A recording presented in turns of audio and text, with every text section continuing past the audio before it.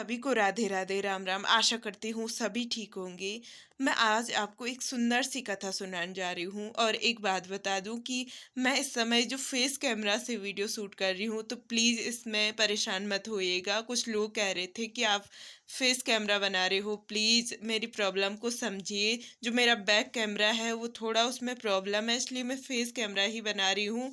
और मेरे आसपास इस टाइम मक्खियाँ आ रही है, तो प्लीज़ इनको इग्नोर कीजिएगा। मैं इस समय रूम पे हूँ और आप समझ ही सकते हैं कि रूम की प्रॉब्लम क्या होते हैं। चलिए वीडियो को स्टार्ट करते हैं। मेरी वीडियो को जो भी ध्यान से सुने, हे भगवान उसकी सारी मनोकामनाएं पूरी करें। तो वीडियो स्टार्ट करते हैं। एक शिव भक्त की कथा सुनाने जा रही हूँ मैं आपको, जो कि एक किसान था और उसकी उसकी जो 2 बेटे थे और एक पत्नी थी। बहुत ही सुंदर खूबसूरत परिवार था उनका। और वो शिव की आराधना किया करता था, बहुत ही सच्चा भक्त था। इतनी लगन थी उसके भगवान की प्रति कि हर क्षण भगवान को अपनी एक-एक बातों को बताता था। और एक दिन हुआ कुछ ऐसा कि जो किसान था वो खेत में जाता है और जो उसकी पत्नी थी वो भी खेत चलते हैं। तो उसके जो बेटे हैं 2, वो भी खेत चल जाते हैं। और उनमें से एक बेटा जो है वो खेत जो है होता है उसकी मैंड पर खेल रहा था। अचानक नीचे से एक काला सर्प आता है और उसके बेटे को डस लेता है। और जब यह दृश्य उसका छोटा भाई देखता है, तो वो एकदम से चिल्ला पड़ता है कि मेरे भाई को सांप ने काट लिया है। पापा के पास डरा हुआ दौड़ता हुआ जाता है। और जब उसके पिता देखते हैं कि सचमुच में उसके बेटे को सांप ने काट लिया है, तो भगवान जी को बोलने लगता है, हे प्रभु ये सब क्या हो गया है। और वो इधर उधर देख ही रहा था, तभी सामने से एक वैद्य गुजर रहा था। और जो वैद्य है वो कहता है कि क्या हुआ, इतना क्यों डरे हुए हो। तो वो किसान जो है अपनी सारी समस्या उस वैद्य से बोलता है। और जो वैद्य होता है उसने अपने साथ कुछ जड़ी बूटी भी ली थी और संयोग से उसने उसके बेटे का इलाज कर दिया और कहा कि इसे ठीक होने में 2-3 दिन लग सकते हैं। आप टेंशन मत लीजिए, आपका बेटा बिल्कुल सुरक्षित है। तो फिर किसान घर चला जाता है और 1-2 दिन बाद बेटा ठीक हो जाता है।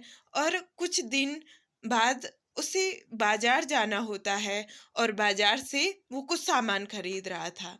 और खरीद कर सामने जा ही रहा था रोड पे, तभी 2 सांड भयंकर रूप बना के दौड़े जा रहे थे पीछे से। एक आदमी कह रहा था सामने से हटो हटो, और इतने में किसान जोर से धड़ाम से गिर पड़ता है और उसकी आंखों से आंसू फूट पड़ते हैं और कहता है, हे प्रभु ये क्या हो गया है मुझ पे, ये क्या हो गया है, मुझ पे चोट लग गई है। और जो वो आदमी था उसे संभालता है, उसके कपड़े झाड़ता है और कहता है कि ध्यान रखिए, सामने से सांड आ रहा था, आप ऐसे ही चले जा रहे थे। और फिर किसान जैसे तैसे के घर पहुंच जाता है। और फिर जो किसान है वो जैसे तैसे कि ठीक होता है। और कुछ दिन बाद उनकी जो खेत में फसल थी वो ठीक से पकने वाली थी कि किसान के मन में एक विचार आता है कि क्यों ना वो खेत में एक रात रह के और वह एक रात रह के अपनी फसल की जो है सुरक्षा करे और बारिश से बचाएगा। तो वो ध्यान देने के लिए खेत में एक रात रुक जाता है। रात सोते सोते उसे नींद नहीं आई, क्योंकि जो वो खेत है वो बहुत ही अच्छे तरीके से खेत भरा हुआ था अनाज से। और ऊपर से काले बादल भी आने वाले थे, सामने से उसे सुअर का डर था, बाघ का डर था, कई प्रॉब्लमें थी।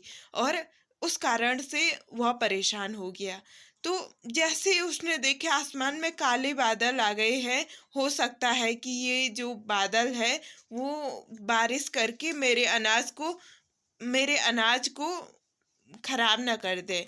और इस कारण से वह परेशान हो जाता है और कहता है, हे प्रभु इस बारिश को रोक देना, इस बारिश को मत आने देना।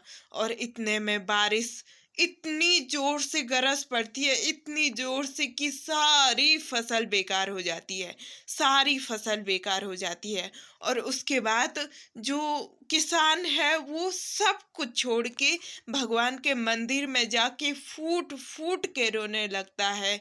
इतना रोता है, इतना रोता है, कहता है हे प्रभु, आपने मेरे दुख को कभी नहीं समझा। आप कैसे भगवान हो, आप निर्दयी हो, आप ऐसा क्यों करते हो मेरे साथ। कोई भी दिन ऐसा नहीं आया होगा जिस दिन मैंने आपकी पूजा नहीं की और आपने मेरे साथ इतना बड़ा अन्याय किया। हे प्रभु, आप ऐसे क्यों हो। इतना जोर जोर से सर पटक पटक के रोता है, पटक पटक के रोता है। आंखों से आंसू आ जाते हैं, सर से खून निकलने लगता है। और इतना रोता है, इतना देख के उसके प्रभु से ये सब देखा नहीं जाता है। और प्रभु शिव जी स्वयं प्रकट होके उससे कहने लगता है कि क्या हुआ वत्स, क्यों रो रहे हो। तो ये देखते जैसे ही ऊपर देखता है तो भगवान शिव जी साक्षात प्रकट हो रखे हैं। उसे अपने आंखों पे भरोसा नहीं होता है कि ये शिव जी ही है। और शिव जी की इतने सुंदर स्वरूप को देख के वो मोहित हो जाता है। और शिव जी फिर से पूछते हैं क्या हुआ वत्स, क्यों रोए जा रहे हो, क्या हुआ, क्या समस्या है तुमको। तो शिव जी कहते हैं, जो भक्त है वो कहता है कि इतनी सारी परेशानी हो गई हो, सब देखते हुए भी कह रहे हो क्या हुआ। क्या देखते नहीं हो मैं उस पे कितने बड़ी विपदा डाली है तुमने, कितना दुख भर दिया है, मेरे जीवन में कभी सुख नहीं लिखा है तुमने। तो शिव जी कहते हैं नहीं वत्स, ऐसा नहीं है, तुम बताओ तो सही क्या दुख है तुम्हें। तो वह सारी समस्या बताता है कि किस प्रकार उसके बेटे को उस सर्प ने डसा, किस प्रकार उसे चोट आई, किस प्रकार उसकी फसल बर्बाद हो गई। और बोला मैं कैसे अपना जीवन का गुजारा करूँगा। एकमात्र तो वो उपाय था, वह साधन था मेरा, और वह भी आपने छीन लिया है। अब मैं क्या करूं, क्या खिलाऊं अपने बच्चों को। तो भगवान शिव जी कहते हैं तुम केवल अपने दुख को देखे जा रहे हो, केवल यही देखे जा रहे हो। याद है जब तुम्हारे बच्चे को सर्प ने डस लिया था तो वो वैद्य तुम्हारे पास आया था, वो कौन था, वो मैं ही तो था। और सर्प जो सर्प था वो ऐसा सर्प था जिसके डसने से कोई भी नहीं बचता था, लेकिन मैंने तुम्हारे बच्चे को बचा लिया। और जब तुम गिर पड़े थे तो कोई तुम्हें बचाने आया था ना, वो मैं ही था। और जब मैंने तुम्हारे खेत में वर्षा क्यों की, क्योंकि तुम्हारी फसल इतनी अच्छी हो रखी थी कि सारे गांव वाले तुमसे जलन कर रहे थे, और कुछ लोगों ने इस जलन की खातिर तुम्हारे खेत में जहर डाल दिया था।